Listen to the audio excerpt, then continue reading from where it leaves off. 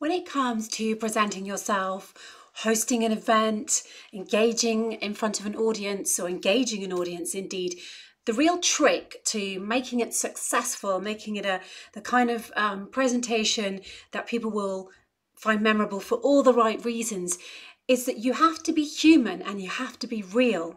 So I would say to people, one of my top tips is don't worry about deviating from your perfect slides, your perfect notes, your perfect script, indeed, if you've got one. That's if you're giving any kind of talk, be it online or in person.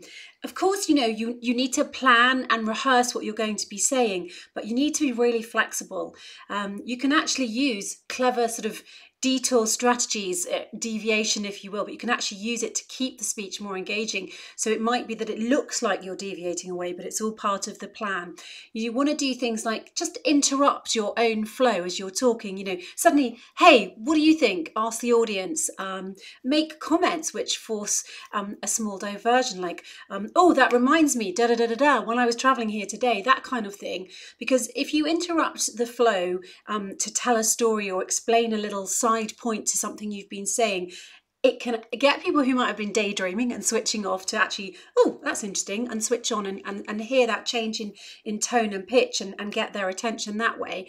And also, if you digress on purpose, which is kind of what I was alluding to there, with that, oh yes, it comes to this, or as I was saying about keeping things short or whatever, I was in a webinar last week when this happened, da da da da da.